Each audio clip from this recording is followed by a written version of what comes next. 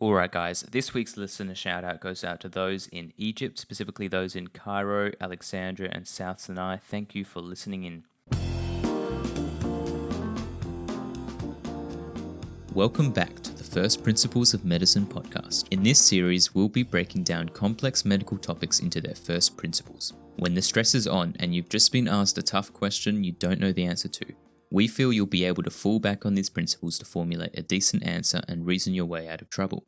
Today's episode is on acute otitis media. Just a disclaimer, this episode was recorded remotely whilst our regular hosts JT and Adian were on their rural GP rotation in Hopeton, Western Australia, and our guest host Becky from Becky's Notes was calling in from the UK. Hope you enjoy the episode.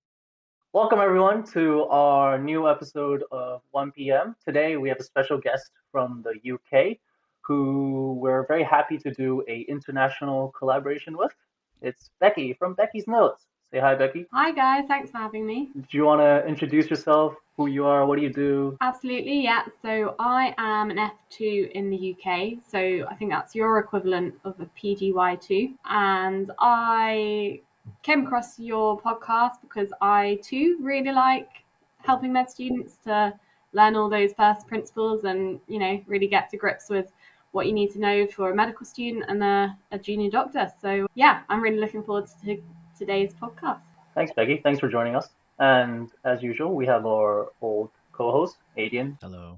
Myself, and Jason. Hi, guys. And Jason will take it away today with a classic episode. Take it away, Jason. Thanks, JT. So today, the topic I wanted to go through was a topic which is very high yield, as it's a common GP presentation, and it's especially related to children or pediatrics. And this topic is acute otitis media. So to really understand acute otitis media, we first have to understand the first principles. And the first principles mainly revolve around the anatomy. So can anyone tell me how the ear is broken down into? Like what's it broken into? I'm gonna take a stab at this. Is it outer ear, middle ear, inner ear? Yeah. External, middle, and inner, or external or outer. But yeah, the ones you read in textbook, they say external. Not my textbook, mate. So external, middle, inner, exactly what Adian said. And can anyone tell me some structures which are relevant to the external ear? There are three main ones. So I know one of these, I think, the pinna.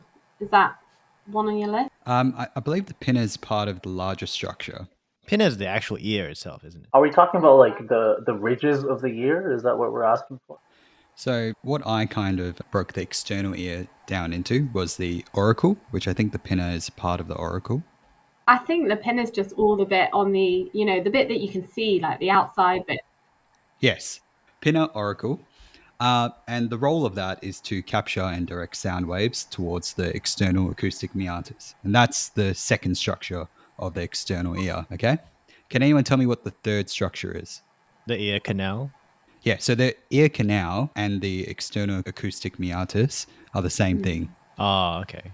They're just terminology differences. Okay. So you've got the auricle pinna, the external acoustic meatus, and what's the third structure? Tympanic membrane? Tympanic membrane or eardrum is what other people call it. And basically what happens is that the external acoustic meatus conducts sound waves to the tympanic membrane, and then the tympanic membrane vibrates. Makes sense. Now that we've gone through the external ear, can anyone tell me what the structures of the middle ear are? There are three main ones. JT, you love this stuff. Let's go. I sure there are bones in there, right? This is where they help with the conduction? Yes. So the bones, they're part of the tympanic cavity. Okay. And they're referred to as the auditory ossicles. Yep. And ossicle literally means tiny bone. Okay. And there are three main ones. Do you remember those names? Stapes, is that one of them? Yep, that's one. Stapes. Stapes. Malleus. Malleus, that's the one I can remember. Malleus. Yeah. So the tympanic cavity contains these three auditory ossicles called the malleus, incus, and stapes. Okay. And what happens is that the sound waves travel and hit the tympanic membrane. The tympanic membrane moves, causing the auditory ossicles to move as well. And that movement of the stapes causes the fluid in the cochlea to vibrate. So tympanic cavity is one of the main structures of the middle ear. Can anyone tell me another important structure? I want to say the facial nerve. Is that right? Or am I making that up? Yeah, the facial nerve is important as well. But other than nerves, can anyone say like another important structure of the ear? Is there something that helps with the vibration, amplifies the vibration? No, it's another tube. Does anyone know what that's called? Oh, the eustachian tube. Yes, the eustachian tube. Okay, that is a tube that connects the middle ear to the nasopharynx, and its role is to equalize the middle ear pressure with the atmospheric pressure, and it also drains secretions from the middle ear to the nasopharynx. Does that make sense? Yep. And the last structure, which is kind of part of the middle ear, which you probably not aware of, are called the mastoid air cells. And these are basically air-filled cavities within the mastoid process of the temporal bone, and they act as a buffer system which releases air into the tympanic cavity when the pressure is too low. And it's essentially located posteriorly to the tympanic cavity and the eustachian tube, and it can communicate with the middle ear. It provides a pathway for the bacteria to spread from the middle ear to the mastoid process. Does that make sense? Yep. So middle ear, you've got the tympanic cavity, eustachian tube, and the mastoid air cells, which are kind of the three clinically relevant areas, as well as the facial nerve, what Becky said. Okay. Next, we've got the inner ear. Can anyone tell me some structures of the inner ear? The semicircular canals Yes, that's one of them. and the shell-looking thing. The shell, the What is snail-shaped container. Yes. What is that called? Cochlea? Go on, man. Cochlea. That's Yes, the one. cochlea. Yes. And what is the cochlea innervated by? Vestibulocochlear nerve. Yeah, so it's innervated by the cochlear nerve, which is a branch of cranial nerve 8, or the vestibulocochlear nerve. So you said the semicircular canal. So you got cochlear and semicircular canals. What's the third structure? Do hair cells count? I guess they're part of those. But what I was trying to get at was the vestibule. Ah, yes. So essentially the vestibule and the semicircular canals, what are they involved with? Balance. Balance. Okay, that's all we need to really know for this. And the cochlea, what is that involved with? Hearing, right? Because what happens is that the movement of the stapes, which is caused by the movement of the tympanic membrane, that causes the fluid in the ear, in the cochlea, to vibrate. Mm-hmm. The cochlear cells translate that vibration into nerve information, and then the cochlear nerve carries that nerve information directly to the brain for sound perception. Makes sense. Cool. So that was really the boring part of today's session, but I just really wanted you guys to understand a few things. Basically understanding that the ear is broken down into three parts, the external, middle, and inner. Okay? So there are 3 parts of the ear, and each part of the ear has another 3 essential components. Yes, essentially. But they probably can be broken down to even more, but in terms of relevance to acute otitis media, these are the ones I found were relevant. Yep, sure. Okay, so now to the more relevant parts, okay? Acute otitis media. What do these words mean? And as JT loves to talk about his Etymology. Etymology Yeah. and his love of Spanish and Latin, can you tell me what ot means, JT? Ot, because you've got ototoxicity, ot. All these means ear, I believe. So ot equals ear, okay? Itis, what does that mean? Inflammation. Yes. And media, what does that mean? Oh, I don't know. Does that mean external? Middle. It actually means middle. Okay, thanks. And acute is derived from acutus, meaning sharp. Yeah. So it's basically inflammation of the middle ear, and it basically explains it in the name. So essentially, acute otitis media refers to the inflammation of the middle ear due to a viral or bacterial infection. And can anyone tell me about the demographics, or who is commonly affected by this condition? Kids, usually. Kids. Yep. Is that true, Becky? Do you see lots of kids? Yeah, on with that, GP, usually? there were so many kids with ear pain, and it's usually that. That's usually the problem. Yeah, it's very common in children. And according to some stats, I found out that apparently 75% have at least one episode by school age, Wow. which is very, very common. I wonder if I ever had that. Probably have, according to stats. Take that for data. Yeah, I definitely had it when I was a kid. And can anyone tell me what the peak age prevalence is, like an age range? Of when do you think this is most common in children? Under 5, 2 to 5. It's close. It's actually surprisingly a bit younger. At least the Australian website I was looking at, it said that it was between 6 to 18 months was when acute otitis media was most prevalent. So it's common in children, refers to inflammation due to bacterial or viral infection. Okay. Mm-hmm. So can anyone help explain why acute otitis media is actually more common in children? Like, what are some of these reasons? And I'll give you a hint. It's related to the anatomy. Is it something to do with the eustachian tube? Yes. See, Becky? I don't know what, but it's something. Carrying Adian and JT are actually useless today. Yes. So there's anatomical differences in the eustachian tube. Yeah, is it shorter? That Because actually it's is one of them. Yeah, there you go. Yeah, that's It's right. shorter. That's what I meant. That's what Okay. I meant. And quickly, can someone revise me what the functions of the eustachian tube were? Equalizes the pressure in the middle ear. And what else? And what's the second one? Helps to drain the fluid from the nasopharynx. Oh, not from the nasopharynx. The Oh, fluid to the from the ear nasopharynx. drains into Yeah, the okay, yeah. nasopharynx. Yeah, Okay? yeah. So basically, there are these anatomical differences in the eustachian tube, which makes acute otitis media more common in children than in adults. And a few of these features include that it's shorter, it's more horizontally aligned, so it can't drain as well due to gravity. It's softer and it's smaller. And basically, those four anatomical kind of differences increase the likelihood of bacterial growth because there's poor drainage of fluid from the middle ear, causing stasis and buildup of fluid. This is like our UTI episode. Yeah, it's a perfect environment for bacterial growth. When you got stasis, you got buildup of fluid, it's not draining well. It's just a perfect environment for bacteria to grow. That makes sense. Okay.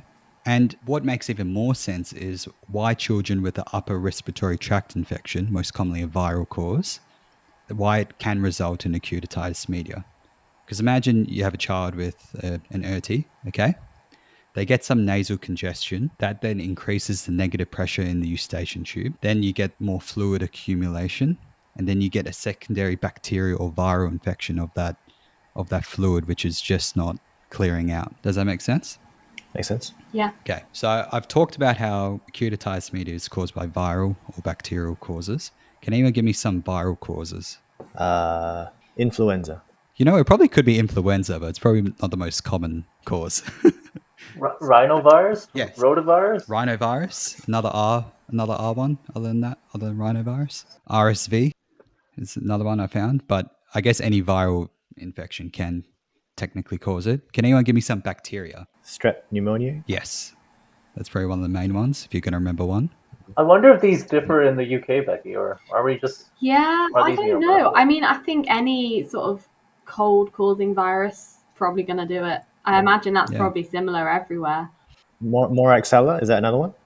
Yes. Moraxella Oh, catarrhalis. wow, that's Cata- good. Yes. And there's one more which is quite common. Staphylococcus. Pseudomonas. No, hemophilia influenza. Oh yeah, the old Haemophilus. Haemophilus, yes. Yeah. But I think if you're going to remember one, just say Streptococcus pneumonia, okay? So viral and bacterial causes, yeah, so those are the common pathogens. So now we're going to go through a case, okay? Let's say 3-year-old baby who's coming. The mother said that the baby's just been a bit more irritable than usual. Are they a baby if they're 3 years old? A big baby. Big baby. What would you call a baby then? Toddler. Is it? Like, what would you call a 3-year-old? A toddler. Toddler. Okay, I'm A sorry. toddler. So Bro. apologies for my You terminology. hit the milestones, man. Come on. Yeah. Okay, fine then. Toddler comes in. A 3-year-old toddler comes in. The parent says that they're complaining of being a bit more irritable and they've had a bit of a fever and it seems like they're complaining of some ear pain. Can anyone tell me what are some things you'd ask on a history? Just like, when did it start? Have they been pulling at it, itching at their ear? Yep. Any other like discharge that comes out from the ear? And any other systemic things like fever, infection, like redness? But also ask about what they've done recently, like if they've gone swimming, if they have any trauma or surgery to that ear. I think there are tons of things to ask. I'm going to throw it to Becky now. Oh, thanks for dumping me in it. So I always, in my PEDS history, try and ask like the red flags just to see how unwell they are. So if they're eating and drinking as normal, like wet nappies, or your like scary things that would make you really worried, like rashes that don't blanch. If they're like really drowsy and you can't wake them up, all those things, then I start being a bit scared, and that's when I'm thinking I need to go and get some help. Probably all those general things, as well as, like JT said, all the actual ear related symptoms at the same time. Loads of things to ask in peds. Yeah. And I guess at PEDS, right, it's a bit more undifferentiated because you can't just assume it's acute otitis media, right? You have to rule out other causes, especially rashes and other things like that. There are some red flags which are specific to acute otitis media, especially in Australia, is if the child is Aboriginal or Torres Strait Islander, as I think they're more prone to more severe complications from acute otitis media. Another red flag is if they're less than 6 months old. Other classic risk factors such as immunocompromised, if that ear which is infected is the only hearing ear, if they've already got cochlear implants, and you suspect that they've got a possible suppurative complication. So those are the 6 red flags which are in that guideline. But I think the most important one to remember for exams, at least in Australia, is if it's a child who's Aboriginal or Torres Strait Islander descent. Okay? I just want to ask, actually, Becky, in Australia, we have a sort of special population group is Aboriginal patients because, for example, it's not just with otitis media, like some screening things as well are applied differently to them. Is that the same thing in the UK? Like, are there certain populations where they're automatically higher risk or they automatically have different guidelines or pathways depending on their ethnicity? That's a really good question, and I didn't realize that was the case actually with you guys. But in terms of specific to otitis media, I would say something that I remembered from when I learned about it was the population that's also quite prone. I think children with potentially some genetic syndromes like Down's syndrome. I think it's to do with the way the like cranial bones and facial bones develop, probably make the anatomy slightly different and more likely to get the infections. That's the one that springs to mind. There may be others, but I can't think of any like specific ethnicity sort of screening that we do otherwise in that situation. Okay, yeah. That's quite unique in that regard. Yeah. Okay, so we've done the history, and now we want to move on to examination. What are some of the things you want to examine? I'll start with an A to E. A to E, A yes, to E of course. assessment. Okay, we do not need to go through this for the 100th time, please. You're not going to catch me. You're not going to catch me sleeping. Yes. A to I'm E. going to fail that again. Okay. After A to E, what do you do? General observation. General appearance. General observation, and this is particularly important in pediatric assessments. So simply like just asking yourself, how unwell do they look? Do they look mildly unwell? Do they look severely unwell? Are they lethargic? Are they very irritable? Those are the sort of things which should be going through your mind just in the general observation of a child, okay? So after general observation, what else? Take their vitals, perhaps. Yes, vitals, Take their right? temperature, heart rate, rest rate, pulse rate, blood pressure. Yeah. So especially temperature is important because you're looking for fever. But yeah, you want to look for other signs of systemic illness. So that's why it's relevant to look at their blood pressure, heart rate. So you've done your A to E, general observation and vitals. What's the next thing you're going to do? You're going to want to look at their ear at some point. I don't know when you want to do that, but you need to look at their ear. Yeah, ENT exam, okay? So the ENT exam, the main thing which will be relevant to this is using the otoscope. This is a skill which I realize I'm not the best at because on Rural GP, I've been asked many times to look at a child's ear or an adult's ear, and I've just been like, how the fuck do I actually describe this ear? Because there are a few key words you need to mention to really get your point across to another doctor. So I'm here to help you sound a bit more competent than me. I had one today, and the guy who came in, I think he was like 30s, and he's probably had like this blocked ear for 4 weeks. And obviously he has an issue on the otoscope, but I just had to bend down, like I had to get in this really awkward ergonomic position, trying to like pull up the ear. And then I think I was just at a bad angle that I thought it was like one of those surface ears that was like a piece of flesh or bone. And then obviously I don't push in deep enough. When my preceptor looks at it and he goes like, oh, what did you see? I was like, oh, it's the surface ear. And he's like, no, you're wrong. There's actually a perforated eardrum. And I had to look again afterwards, and I was like, I still had to get in a really awkward position, but man, this otoscope sucks. Yeah. No, I think you just suck, JT, let's be honest. Wait till you do like screaming children. Oh yeah, children you gotta almost like trick into, like you gotta play with them and like play with the torch and the light to gain their trust. Yeah, it's really difficult. So this is just a list of some of the terminology, like some of the words I've kind of looked up so that I sound a bit more competent. Can anyone give me a few, if you know? Light reflex. Yeah, light reflex or absent light reflex. That's one of the words I like to say. Okay. Bulging or not bulging. Yes, very useful. What else? 2 more I can think of. First is the color, and the second is like fluid level, air fluid level. Is that right? Yes. So you want to comment on the color, right? Is it red or normal color? With the fluid, you want to see if there is fluid, like coming out the ear, or there's no fluid, or if there's air bubbles or no air bubbles. That's something, just some easy things to remember to comment on that there are no air bubbles, no fluid present. This is an Anki I have. I remember. Is the normal tympanic membrane? Do you describe that as opaque? Is that the right word? Or Oh, good. That was the last descriptor. So the normal tympanic membrane is transparent. transparent? Oh, Okay. okay. Obviously, yep. And so you want to comment whether it's transparent or opaque. Aiden, why don't you summarize that? Oh, okay. So I'll see if I can remember a bit of active recall here. So the terminology that's important for describing the tympanic membrane, is it intact or is it perforated? Is it bulging or non-bulging? Is it opaque or transparent? The color, is it red or is it not red? Is there a fluid or air behind the eardrum that you can appreciate, or through the eardrum? Can you see the bones if you're at this level? Is there anything else? Is there one more? Light reflex. Light reflex. Yeah, mate, brilliant. I've actually taught something. Wow. I have a question for you, Jason. Yes. You said that normally it's transparent. So if it's opaque, what are we thinking?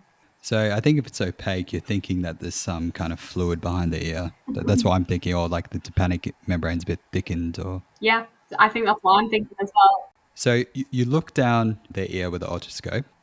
Okay, what are the 3 classic descriptors of acute otitis media when you're using an otoscope?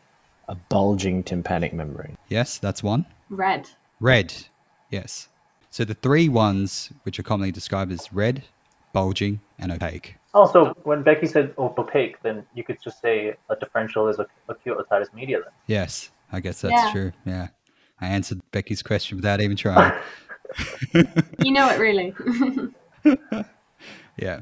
So you look down the ear in the ENT exam. It's also important to do one other thing around the ear. Can anyone tell me what that would be? Something you would assess for. Hearing? Hearing is relevant. Wasn't what I was getting at. Press around the ear? Yes, press around the ear. Where do you press?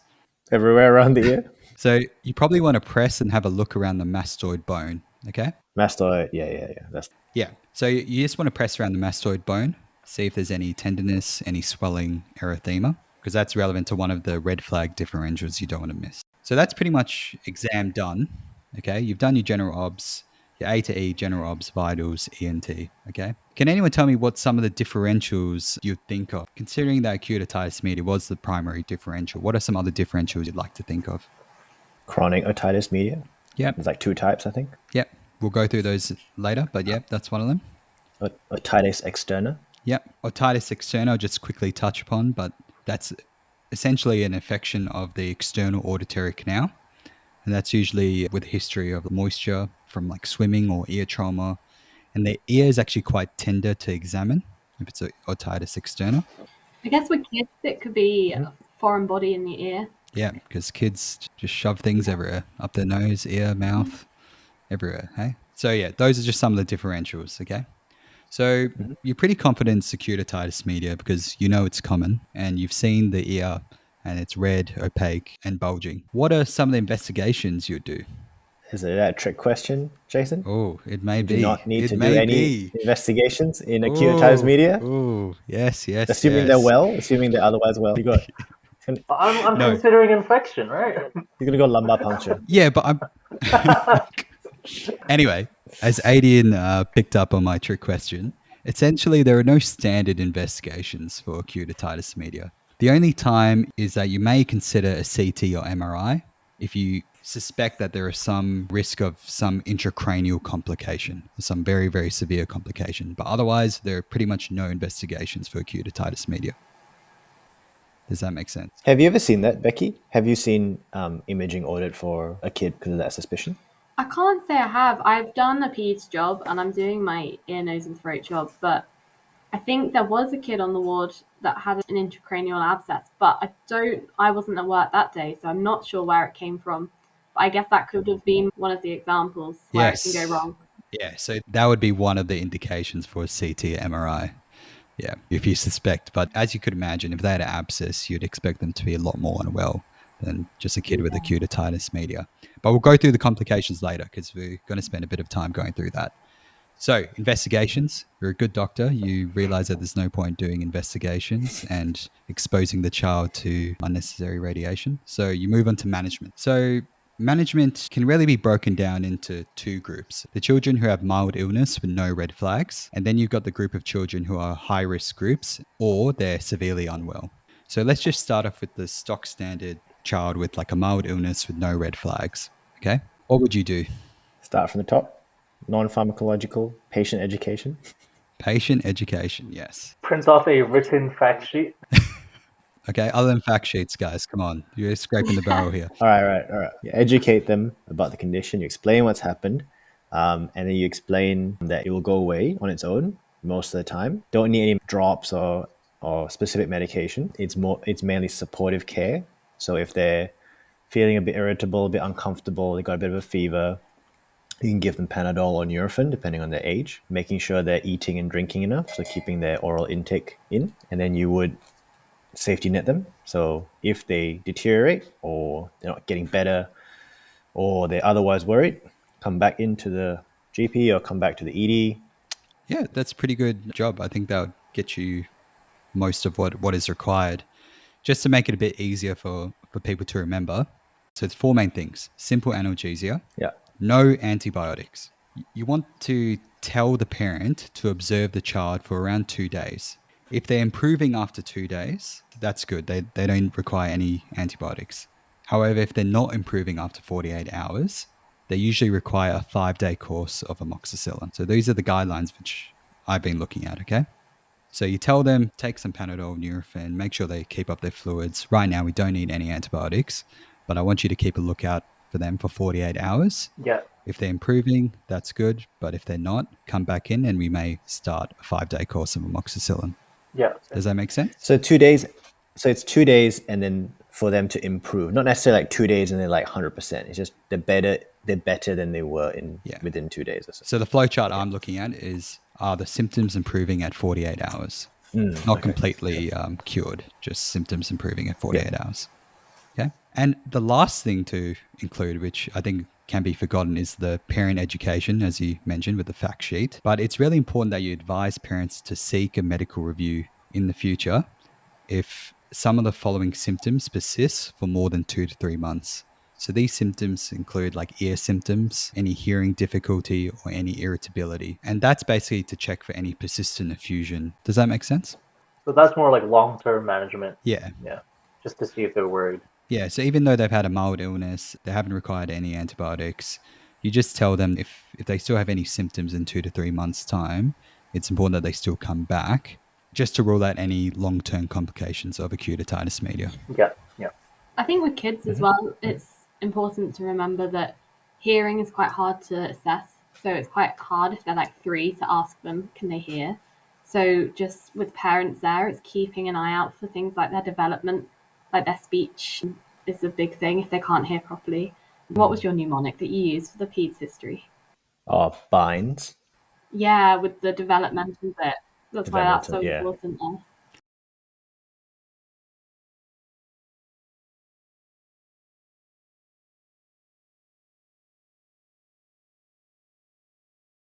Mild illness with no red flags, common condition, you may get an OSCE for sure. Next, we move on to the high-risk groups and severely unwell, okay? And remember, we went through those red flags earlier. Can anyone tell me quickly what those were, if you could remember? If they are Aboriginal or Torres Strait Islander descent. Yep. Under 6 months. Yeah. So if they have a cochlear implant or only hearing from 1 year? Yep. Yeah, and the other classic one is immunocompromised, and you suspect like a possible suppurative complication, okay? So in these high-risk groups or like red-flagged patients, it's that same kind of regime, but there's one key difference. Can anyone guess what that is? Give them the antibiotics straight away. Yes, pretty much, right? So you give the simple analgesia, but instead of no antibiotics, you start them immediately on a 5-day course of amoxicillin. You want to tell the parent to observe them for 48 hours to see whether they're improving or not, okay? And if they're not improving, what do you do? Give them different antibiotics? Yes, different antibiotics. Not IV yet, different. They're not improving on amoxicillin, okay, after 48 hours of it, okay? What are you going to switch them to? Augmentin? Yes, Augmentin, which is amoxicillin and clavulanic acid, okay? So I wonder if these regimes are probably different to the UK, which would be quite interesting, but that's what the Australian guidelines say. I think amoxicillin's probably our first line as well. And we call it co-amoxiclav. It would seem like a reasonable step up. So probably similar, actually. Yeah. So does that make sense? Does that management make sense? Makes sense. What if the Augmentin doesn't work? What do you go up from Augmentin? ID. Yeah, I think that's ID time now. That's ID It's time. RFDS, Yeah. RFDS. RFDS, yes. RFDS. RFDS, I should say. Becky, here in Australia, we have the Royal Flying Doctor Service. Basically, if you're rural and you're too far away from Perth, from a metro hospital for an ambulance, we have the Royal Flying Doctor Service to come and pick you up and fly you back. But it's a bit of a joke because every time we see the words rural or remote in any kind of question, the first thing we have to say is RFDS. We just have to transfer that patient no matter how sick or unwell they are. That's so weird because obviously here, like, nothing's that far away. That's true. We have the air ambulance. Yeah. We do have an air ambulance in case that, Ambulance. mountain. But it's called the air ambulance. It's literally a helicopter. Oh, So damn. that's about as close as we get. So that's interesting. I think this is probably, Not a problem. well, Australia's actually huge. I don't know if you've seen those memes or something where, like, if you drive from Perth, which is on the west side, to Sydney or Melbourne on the east side, it's equivalent, like, from London to Moscow. Oh my god. Yeah. Yeah. So, and also Perth being the most isolated city in the world. So Aiden and I were in Hopetown, which is 6 hours away from Perth. So I don't know if, like, in the UK you get any sort of remoteness as compared to this. No, nothing like that. You can drive across, like, from the top to the bottom of the UK in like 9 hours probably. So yeah, I think air ambulance, helicopter, if you've gone hiking up a mountain, that's about as close as we'd get to needing some rural transport. But I can't say it was ever something we had to worry about in our ski. Must be nice. Yeah. Anyway, so we've gone through management, but now we're going to go through complication because these are really important for acute otitis media. Essentially, the complications can be broken down into intratemporal or extratemporal. And I'm pretty sure online there are even other ways of breaking it down, but it just gets way too complicated. So imagine this kid's got this bulging red opaque tympanic membrane, okay? What are some of the complications you could get from that if it's left untreated? And let's think the most acute one, okay? What would that be? Perforate? Yes, tympanic membrane perforation. And that's essentially caused from the increased pressure in the middle ear. And it's characterized by pus, like coming out of the tympanic membrane. And what is the technical term for that? Suppuration? Oh, otorrhea. So it's characterized by otorrhea and pain relief. So when that eardrum perforates, it's actually less painful afterwards. Feels good. Which doesn't really make sense, okay? And usually when you got a perforated tympanic membrane, they often heal spontaneously in childhood, but some require a tympanoplasty if, like, the hole is permanent or persistent and they're getting, like, difficulties hearing still. So imagine you've got that perforation. What can that lead into? Like, what chronic condition can that lead into? Chronic suppurative otitis media. Yes, right? And basically that refers to persistent drainage from the middle ear through a perforated tympanic membrane lasting more than 3 months. So that's one of the important reasons why you tell the parent to come back in 2 to 3 months if it's still persisting. Does anyone know, is this usually painful or painless? Painless. It's painless, okay? And in some cases, it can cause conductive hearing loss. And usually management of this involves, like, ear cleaning and topical antibiotics. I think it's the fancy words like oral toileting, right? Toileting. Yeah. Very fancy. Is it called that in the UK as well? Yeah, they call it that too. Okay, so the next complication, if you just imagine that the tympanic membrane has not perforated, can anyone guess what this is called? Otitis media with effusion. Yes, and what's the AKA glue what's a ear. common man's name for it? Glue ear. Glue ear, okay? So this is basically an asymptomatic residual fluid or fusion in the middle ear after an episode of acute otitis media. And it usually resolves within 3 months without intervention, okay?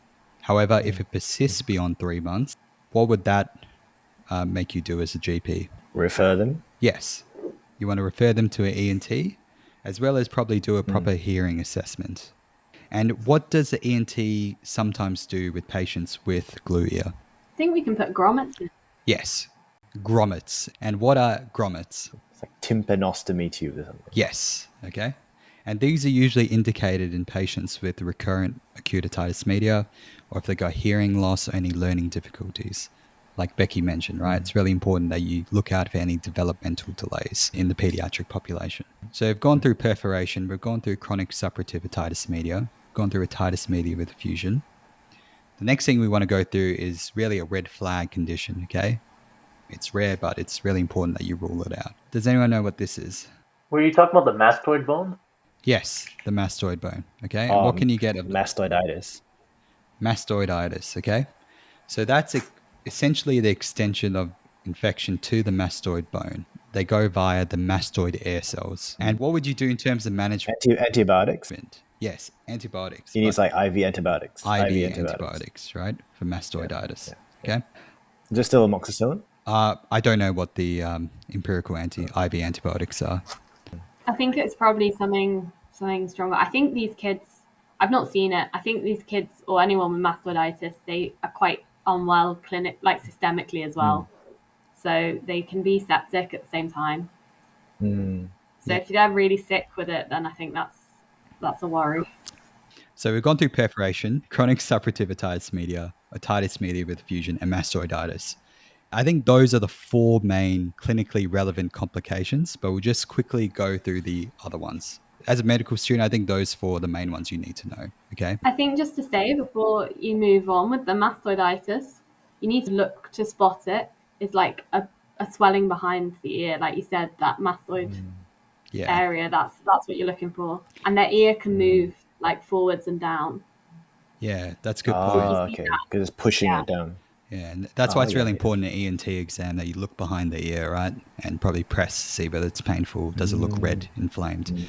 And on the Notion page, there's a good image of what it looks like. The two other ones, which are classified as intratemporal, can anyone guess what they would be? It's related to one of the nerves. Facial nerve?